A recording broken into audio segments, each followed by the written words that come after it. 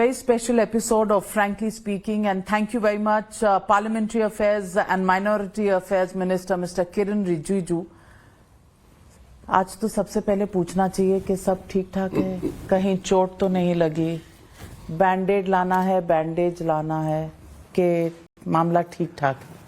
शांतिपूर्वक शीतकालीन शांति से आज समाप्त हो गए हैं, सब ठीक ठाक है। शांति से? आप इसको शांति कहते हैं? समापन शांति से हो गया। समापन मतलब आज का, कल का दिल भूल जाए, देश भूलना चाहता है, क्योंकि एक मेंबर ऑफ पार्लियामेंट का सर फूट गया, एक को चोट लग गई, गंभीर रूप में अस्पताल पहुंच गए, एक महिला सांसद ने बहुत बड़ा आरोप लगाया है, there is one FIR, the Congress is asking उनका जो कंप्लेंट है वो FIR क्यों नहीं बना, उस पर कोई एक्शन क्यों नहीं हुआ? मिस्टर किरण रिजिजू, सवाल ये है कि क्या was this necessary? Was this something that really shames our parliament? Normally, we raise our voice strongly, but that is very much welcome in the parliamentary democracy. You don't get into physical. Once the MPs start getting into physical action, then it is a matter to be worried. We all are very sad that the leader of opposition, Rahul Gandhi, physically charged the MPs and then also causing injury to two of our senior, aged, fragile MPs, and then they were admitted to hospital. I want to ask you again, was this Rahul Gandhi charging, pushing, causing physical harm, or was it an accident in the melee that somebody lost their balance? Because opposition members of parliament have come out and stated कि ये drama है। ये drama था क्या किरण रिजिजू जी? Drama होते तो कोई hospital में सर फट के खून होके एडमिट होता क्या? तो गलत काम करने के बाद और फिर से गलत बात बोलना, यही तो बहुत दुख का बात है। एक तो गलत काम करते हो, पार्लियामेंट्री डेमोक्रेसी, संसदीय परंपरा का जो इन्होंने हनन किया है, फिर उसके बाद फिर हल्का फुल्का में झूठ बोलना, ऐसा नहीं चलता है। हम सब रिस्पॉन्सिबल लोग हैं, चुने हुए सब प्रतिनिधि हैं, भारत सरकार में हम लोग सब बहुत ही महत्वपूर्ण काम कर रहे हैं। इसमें इस तरह का हल्का फुल्का तू में हमको नहीं जाना है। हमको सिर्फ इतना ही देखना है कि संसदीय परंपरा के अनुसार कोई MP अगर गलत व्यवहार करता है तो उसको आत्मचिंतन भी करना चाहिए और फिर ये भी सुनिश्चित करना चाहिए कि भविष्य में ऐसा और काम ना करें। किरण रिजिजू जी, मैं समाजवादी पार्टी के एक MP का ट्वीट आपको दिखा रही हूँ, विजुअल ट्वीट है। कल 12 बजे पट्टी का साइज इतना था, फिर 2 बजे थोड़ा बड़ा हुआ, 5 बजे तक पूरे सर में था और 8 बजे रात को इतना था। इसके अलावा रामगोपाल यादव जी ने कहा है कि बीटाडीन लगाया, खून भी नहीं निकला था, बीटाडीन था। जया बच्चन जी ने कहा है। Why is there such lack of belief, trust between the opposition and the treasury benches? नहीं, सबसे पहले तो चोट को लेकर के किसी को आपत्ति, किसी को उसमें कुछ टिप्पणी करने का अधिकार नहीं है। वो सिर्फ डॉक्टर ही बोल सकते हैं। जब चोट लगते हैं तो सबसे पहले तो वो चोट को रोकने के लिए पट्टी बांधता है, बाद में डॉक्टर उसको क्या करता है, मैं तो डॉक्टर नहीं हूं, लेकिन ऑन द स्पॉट जब खून निकला तो उस समय तो खून का जो जहां निकला है उसको बंद करना होता है। कहीं भी हो, सब जगह ऐसे ही होता है। पट्टी बांधने का पूरा उसको रिकवरी के लिए जो करता है वो मेडिकल प्रोसेस है, और मेडिकल प्रोसेस से भी आपत्ति है इन लोगों को, और इसको मजाक लेना ये तो बहुत शर्मनाक बात है। कोई चोट लग जाए, ओपोजिशन रूलिंग मत देखिए। जब कोई इंसान का दुखद मृत्यु होता है, चोट लगता है, तो बाकी चीज भूल जाते हैं और आप एक स्नेहपूर्वक एड्रेस करते हैं कि आप जल्दी ठीक हो जाइए, हम आपका चोट से दुखी है। ये एक आम इंसान का एक्सपेक्टेड बिहेवियर होता है, लेकिन इसमें भी मजाक करना और इसमें भी गलत बात करना, इससे लगता है कि राजनीति का स्तर गिराने के लिए इन लोगों ने कोई कसर नहीं छोड़ा। लेकिन हम लोग तो संयम से काम करते हैं। हम लोग ये तू मैं और इस तरह का बयानबाजी को हम पलटवार नहीं करना चाहते। खुद सोचे, आत्म मंथन करें। Specifically to discuss it with Mr. Gandhi? No. In the first, when the House convened in the beginning, even for his allocation of bungalows for Rahul Gandhi as leader of opposition, I went to him. I asked him, "You give me your choice of the house, and as per the availability, we will make request to the director of the state for allotment of appropriate building for him." And he said, "मैं वेणु जी को authorise किया है, वेणु जी आपको बता देंगे क्या क्या है." So since he has authorized, so it's fine. For me, I mean, like, I have to deal with the Congress party. Whoever is the appointment, that is for them to decide who should negotiate. But don't you think there should be a direct line, a direct conversation? No, that's okay. I'm dealing with not the person, I'm dealing with the party.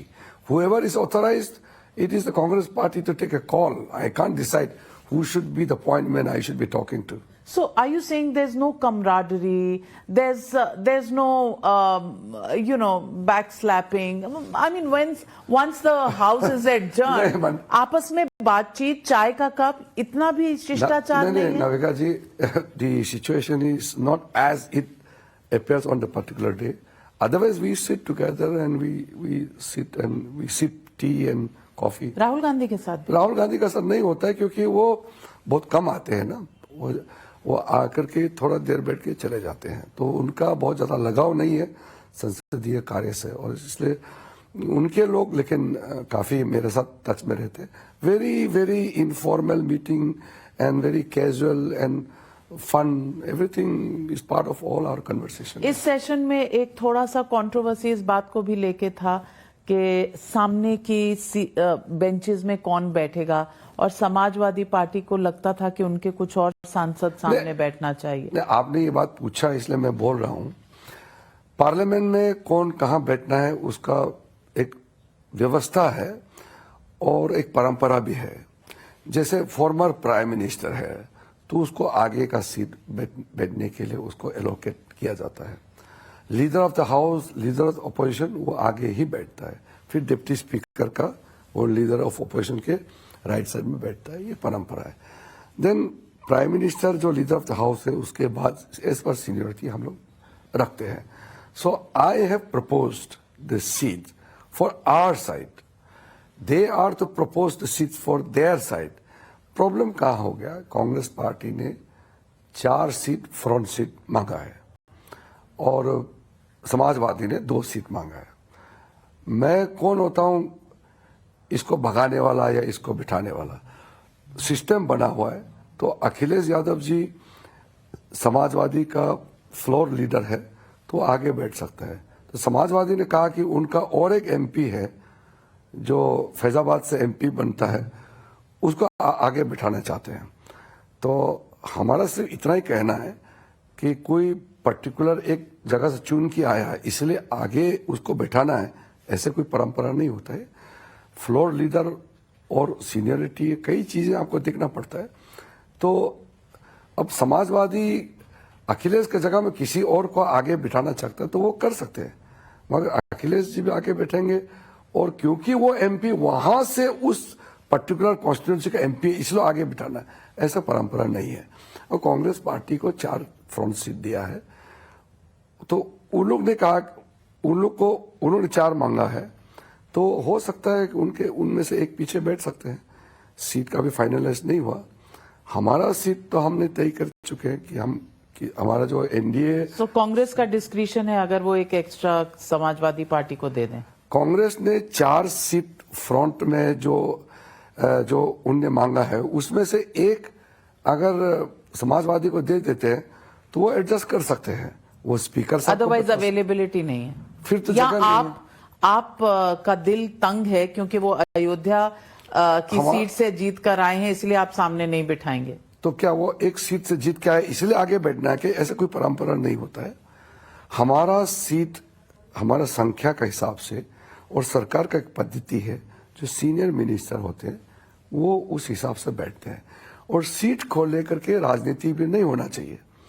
और ultimately सब speaker को अपना बात रखते हैं जा करके, फिर उसके बाद में एक व्यवस्था बनाया हुआ है। मैं ये नहीं मानता हूं कि कौन कहाँ बैठना चाहिए, वो मोटा मोटा तय हो गया, और एक दो बच्चा कुछ है वो भी हम लोग उसको सेटल कर लेंगे, स्पीकर साहब उसको सबको मना लेंगे। Session of parliament was also notable because पहली बार चेयरमैन ऑफ राज्यसभा के खिलाफ नो कॉन्फिडेंस मोशन आया, जिसे अब रिजेक्ट कर दिया गया है, पर आया। It was an issue where the chair was called partial to the ruling side and the opposition jointly wanted him to be removed. See, there is provision to serve a petition against vice chairman's removal. I'm not denying that. But I am surprised. Many of the Congress MPs are senior enough to understand the system, the rules, the procedures. They submitted a notice for the removal of the Honorable Vice Chairman. Not a single Honorable Chairman of the Rajya Sabha. Not a single condition is fulfilled. I also want to ask you the question on the fact that there has been a widespread attempt of trying to dig up various masjids to find mandirs. कहीं शिवलिंग मिलता है, कहीं मंदिर निकलता है, कहीं कुएं निकल जाते हैं, कहीं खंडित मूर्तियां निकल जाती हैं. Do you think this is something that will maintain the communal harmony in a state, in a country as large as India? ये सब विषय तो ऐसा है, ये बीजेपी सत्ता में आया इसलिए ये विषय शुरू हुआ ऐसा तो है नहीं.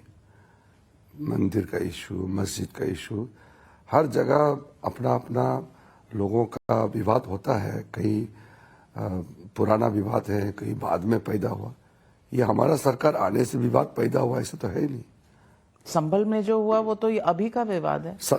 ठीक है, हमारे समय में ये हुआ है, मतलब हम लोग अभी सत्ता में हैं, लेकिन हमने पैदा नहीं किया ना. ये आस्था का विषय है. मैं यहाँ बैठ करके किसी का आस्था के बारे में मैं आराम से कमेंट पास नहीं कर सकता हूँ कि ये ठीक किया, ये गलत किया है.